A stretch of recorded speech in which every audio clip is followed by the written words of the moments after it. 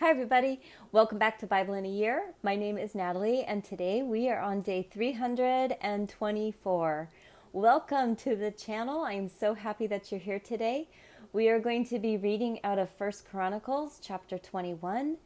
We are going to finish the book of Amos by reading Amos chapter 9, and then we're going to close out the day with Revelation chapter 20.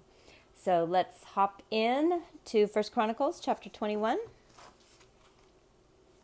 And see what's happening. 21, right? Yes. Okay.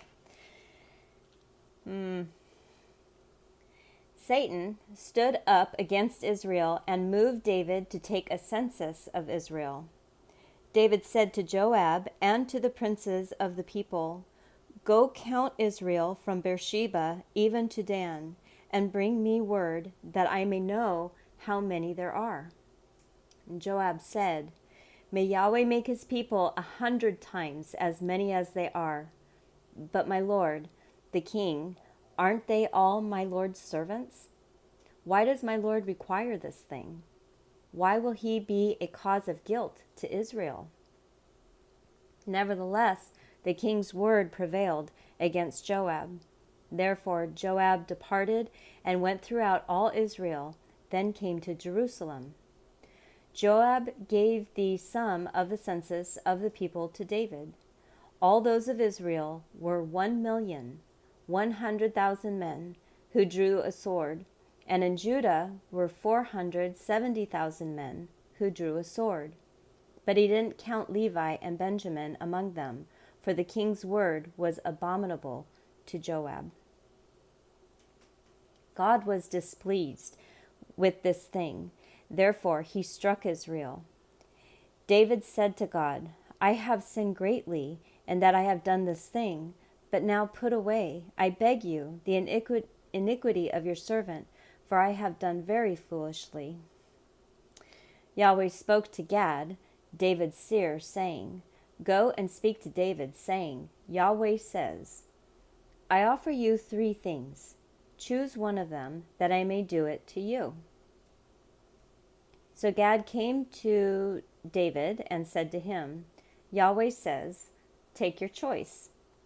Either 3 years of famine, or 3 months to be consumed before your foes, while the sword of your enemies overtakes you, or else 3 days of the sword of Yahweh, even pestilence in the land, and Yahweh's angel destroying throughout all the borders of Israel. Now therefore, consider what answer I shall return to him who sent me." David said to Gad, "I am in distress. Let me fall, I pray, into Yahweh's hand, for his mercies are very great. Don't let me fall into man's hand." So Yahweh sent a pestilence on Israel, and 70,000 men of Israel fell. God sent an angel to Jerusalem to destroy it. As he was about to destroy, Yahweh saw, and he relented of the disaster, and said to the destroying angel, "It is enough. Now withdraw your hand." Yahweh's angel was standing by the threshing floor of Ornan the Jebusite. David lifted up his eyes and saw Yahweh's angel standing between earth and the sky, having a drawn sword in his hand stretched out over Jerusalem. Then David and the elders, clothed in sackcloth, fell on their faces.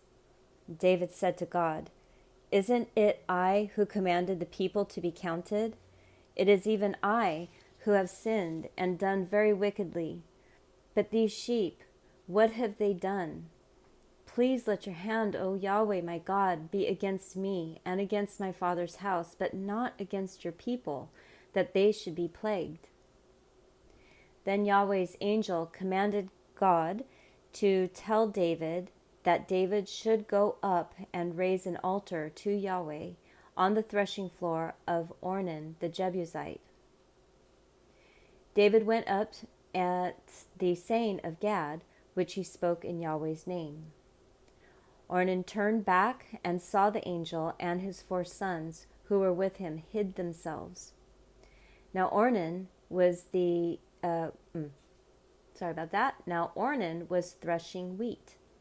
As David came to Ornan, Ornan looked and saw David, and went out of the threshing floor, and bowed himself to David with his face to the ground. Then David said to Ornan, "Sell me the place of this threshing floor, that I may build an altar to Yahweh on it. You shall sell it to me for the full price, that the plague may be stopped from afflicting the people." Ornan said to David, "Take it for yourself, and let my lord the king do that which is good in his eyes. Behold, I give the oxen for burnt offerings, and the threshing instruments for wood, and the wheat for the meal offering. I give it all." King David said to Ornan, "No, but I will most certainly buy it for the full price, for I will not take that which is yours for Yahweh, nor offer a burnt offering that costs me nothing." So David gave to Ornan 600 shekels of gold by weight for the place. David built an altar to Yahweh there, and offered burnt offerings and peace offerings, and called on Yahweh, and he answered him from the sky by fire on the altar of burnt offering. Then Yahweh commanded the angel, and he put his sword back into its sheath. At that time, when David saw that Yahweh had answered him in the threshing floor of Ornan the Jebusite, then he sacrificed there. For Yahweh's tabernacle, which Moses made in the wilderness, and the altar of burnt offering, were at that time in the high place at Gibeon.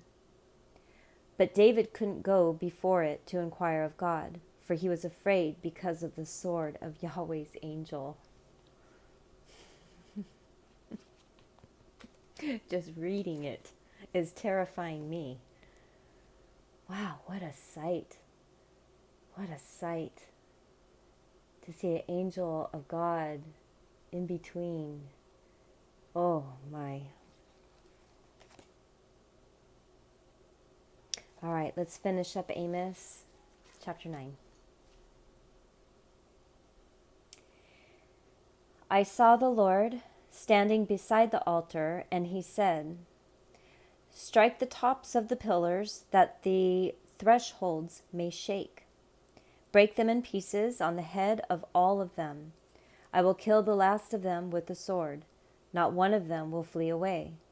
Not one of them will escape. Though they dig into Sheol, there my hand will take them.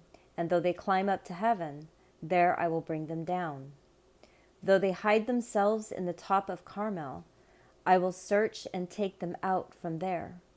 And though they may be hidden from my sight in the bottom of the sea, there I will command the serpent, and it will bite them.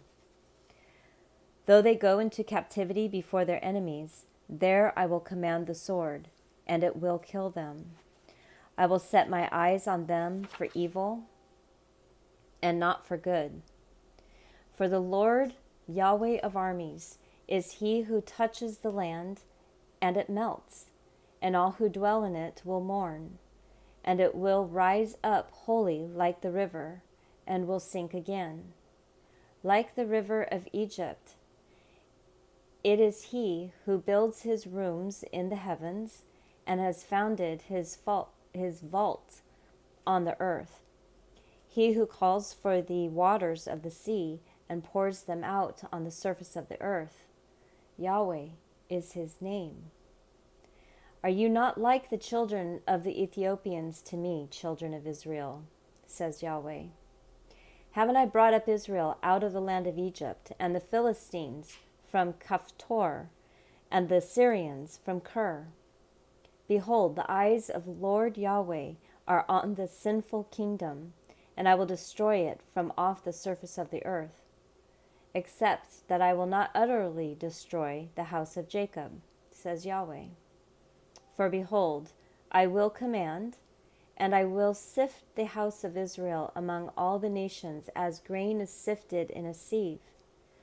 Yet not the least kernel will fall on the ground. All the sinners of my people will die by the sword, who say, evil won't overtake nor meet us. In that day I will raise up the tent of David, who is fallen and close close up its breaches, and I will raise up its ruins, and I will build it as in the days of old, that they may possess the remnant of Edom, and all the nations who are called by my name, says Yahweh, who does this. Behold, the days come, says Yahweh, that the plowman shall overtake the reaper, and the one treading grapes him who sows seed. And sweet wine will drip from the mountains and flow from the hills. I will bring my people Israel back from captivity, and they will rebuild the ruined cities and inhabit them. And they will plant vineyards and drink wine from them. They shall also make gardens and eat their fruit. I will plant them on their land, and they will no more be plucked up out of their land which I have given them, says Yahweh, your God.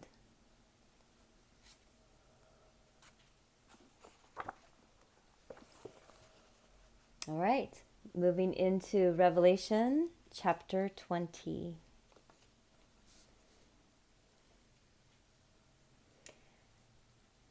I saw an angel coming down out of heaven, having the key of the abyss and a great chain in his hand. He seized the dragon, the old serpent, who is the devil and Satan, who deceives the whole inhabited earth, and bound him for 1,000 years, and cast him into the abyss, and shut it, and sealed it over him, that he should deceive the nations no more until the 1,000 years were finished. After this, he must be freed for a short time. I saw thrones, and they sat on them, and judgment was given to them.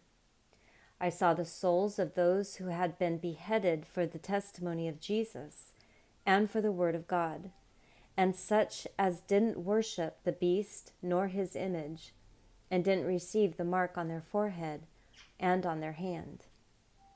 They lived and reigned with Christ for 1,000 years.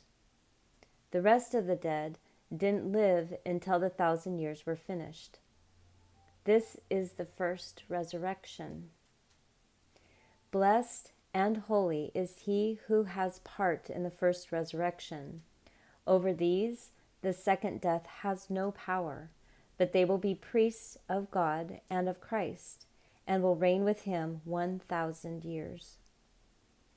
And after the 1,000 years, Satan will be released from his prison, and he will come out to deceive the nations which are in the four corners of the earth, Gog and Magog, to gather them to the war, whose number is as the sand of the sea.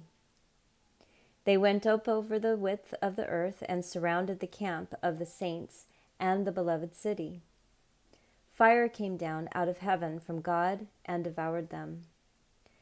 The devil who deceived them was thrown into the lake of fire and sulfur, where the beast and the false prophet are also. They will be tormented day and night forever and ever.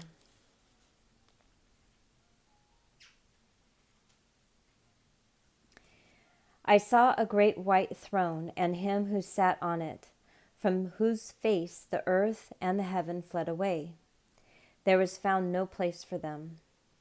I saw the dead, the great and the small, standing before the throne, and they opened books.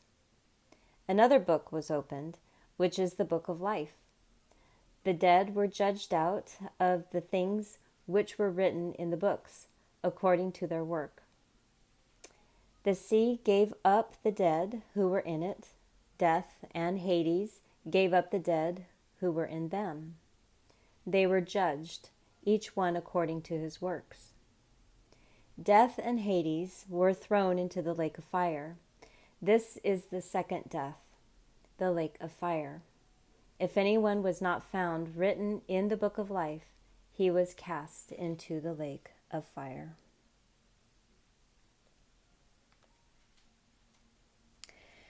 So, I was pausing there because I was trying to look at the notes, hoping that at the very bottom they would give a little more explanation, and unfortunately in this Bible they do not.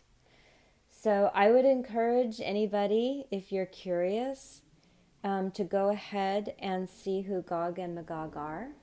You can go ahead and just do a very quick Google search, and it might give a little better explanation.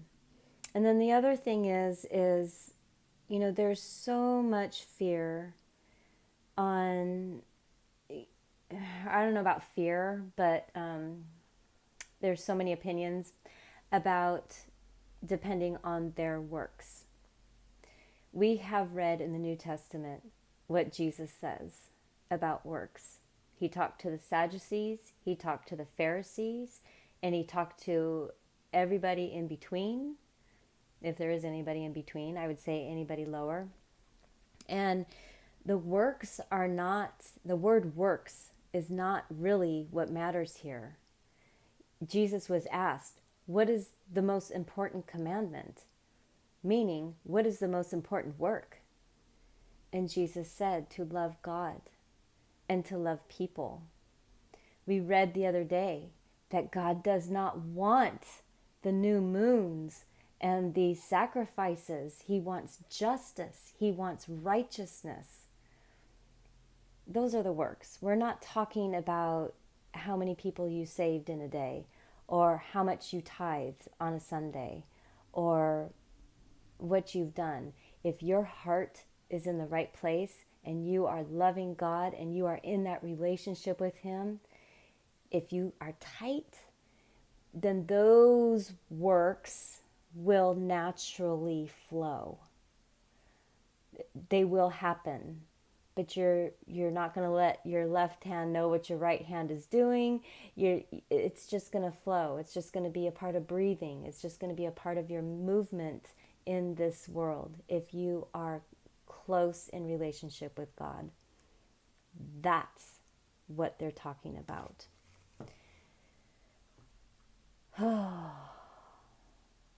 This is really heavy. It's hard for me to read out of this translation because I don't want to go too much in depth, because then I will have to cite my sources, and my sources are copywritten. So I am just asking you, please do your own research. Please do not be afraid of Revelation. It is very different, where it's going to be scary. Every single text that we've been reading, when God shows Himself, or when Jesus shows Himself, or when the angels show themselves, when heaven shows itself, we humans, we fall flat on our face on the earth and we are afraid. I will imagine I will be the same. But there is nothing to be afraid of, because God is in control and He loves us and He wants us. He is begging for the relationship. So, come on back for tomorrow, which will be day 324. Think about the words that we've read today, and have the most wonderful day. I will see you tomorrow. Bye.